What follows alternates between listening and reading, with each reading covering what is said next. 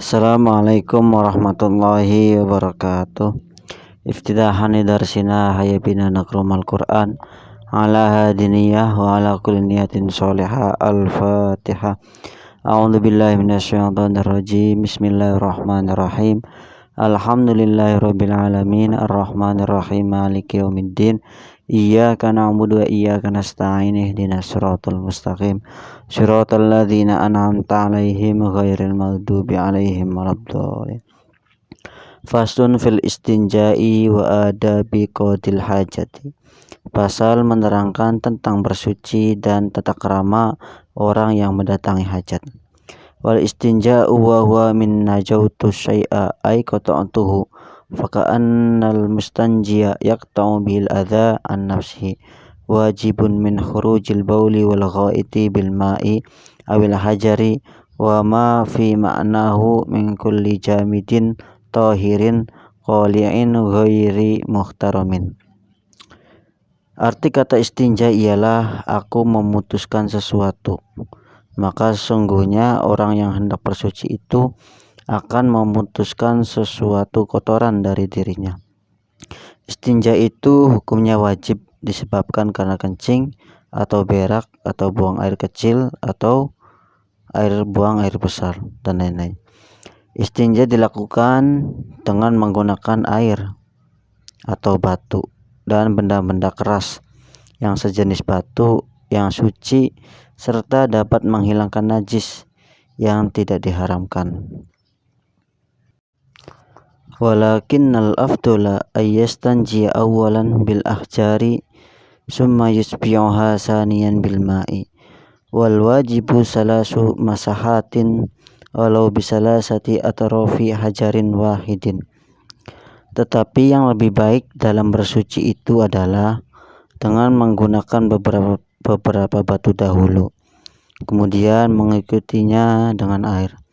Sedangkan kewajiban bersuci dengan menggunakan batu yang demikian itu adalah dalam mengerjakannya berjumlah 3 kali usapan, meskipun dengan satu batu yang mempunyai 3 sudut.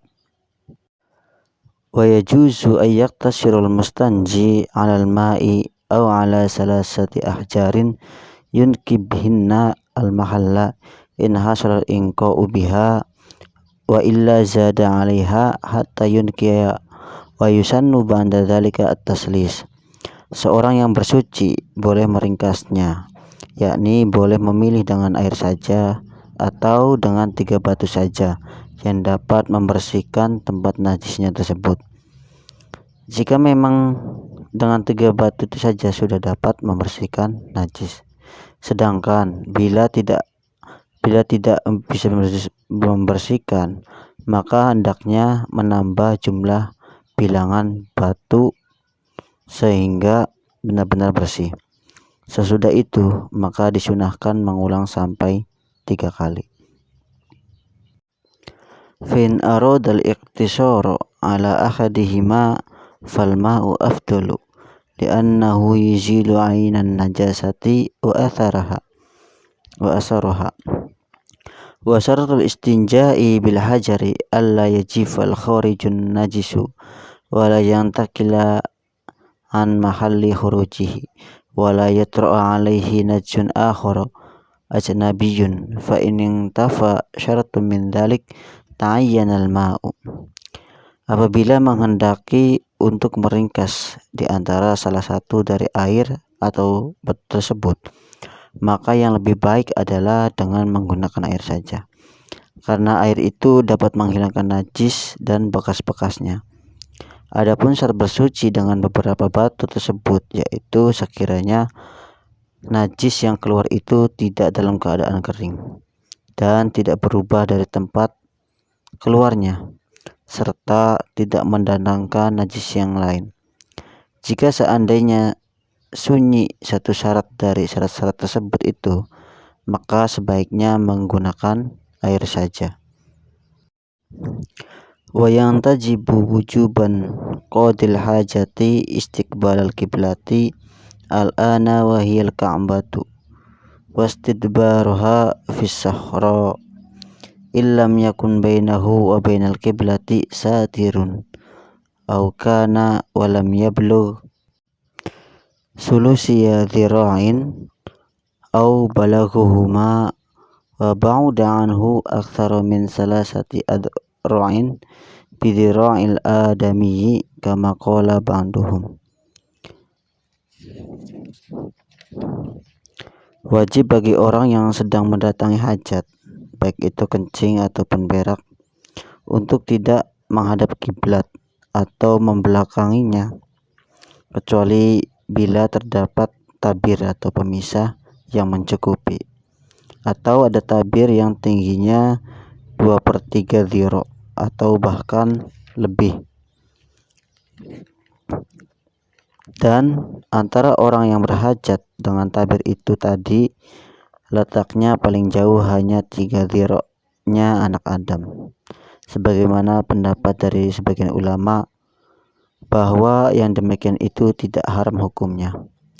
Wal bunyanu fi hadza kas-sahra'i bisyartil madhkuri illa al-bina al-mu'adda liqada'il hajati fala hurmata wa kharaja biqaulina al-an ma kana qiblatan awwalan ka baitil muqaddasi fastiqbaluhu wastidbaruhu makruhun. Adapun bangunan sebagaimana yang terdapat di suatu tempat atau bukan khusus WC, maka ia seperti halnya tanah lapang dengan syarat sebagai yang telah disebutkan di muka tadi, kecuali bangunan yang memang disediakan khusus untuk WC, maka secara mutlak tidak haram hukumnya. Dan sesuai dengan perkataan musannif, maka yang demikian itu juga mengecualikan bangunan yang menjadi kiblat pertama, seperti Baitul Maqdis, maka menghadap atau membelakangi kiblat tersebut hukumnya makruh.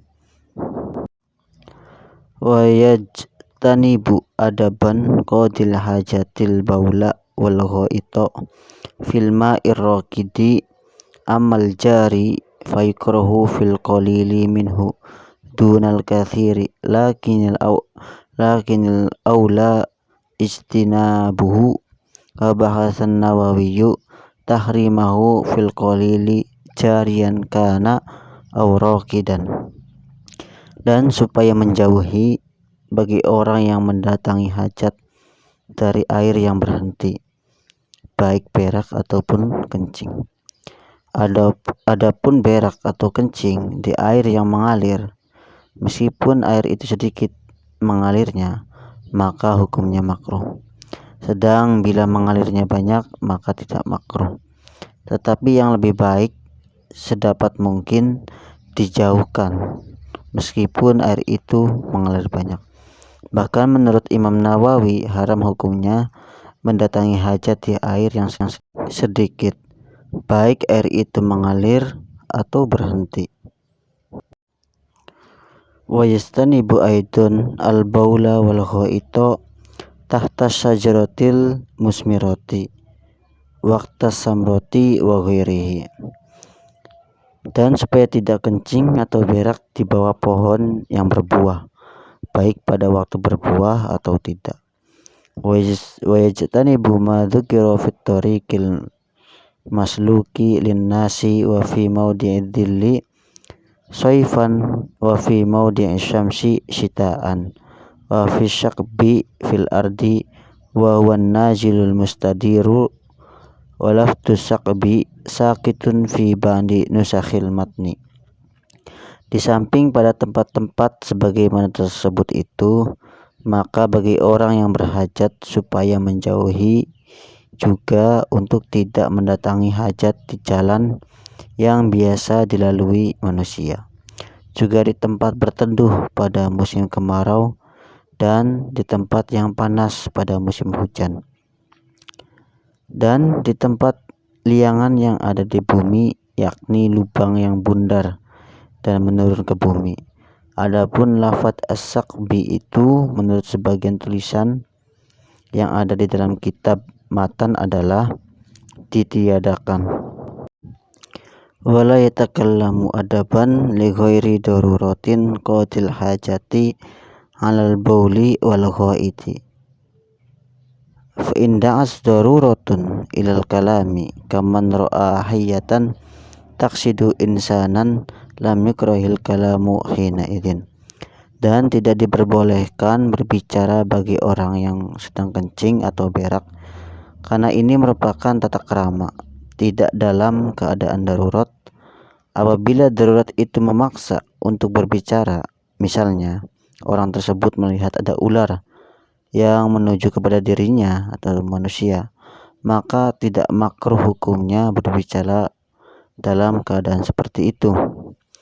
Wala yastaqbilu syamsa wal qamara wala yastadbiruha ayyukrahu lahu dzalika hala qada'i hajatihi. Lakinin Nawawiyu fir raudati wa syarhil muhadzabi qala inna istidbaruhuma laysa bimakruhin.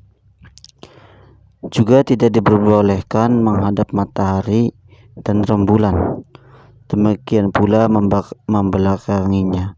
Artinya ketika orang itu berhajat dimakruhkan menghadap atau membelakangi matahari dan rembulan.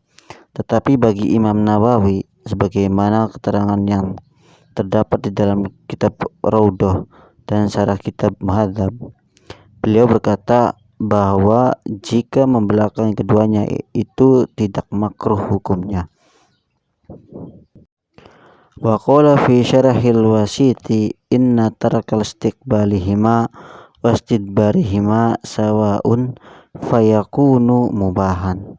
Berkata Imam Nawawi dalam kitab Wasit bahwa sesungguhnya meninggalkan menghadap keduanya atau membelakanginya itu hukumnya sama saja, yakni diperbolehkan. Wa qala fit tahqiqi inna karahata istiqbalihima la aslalaha wa qawluhu wa la yastaqbilu ila sakitun fi ba'di nusakhil matni.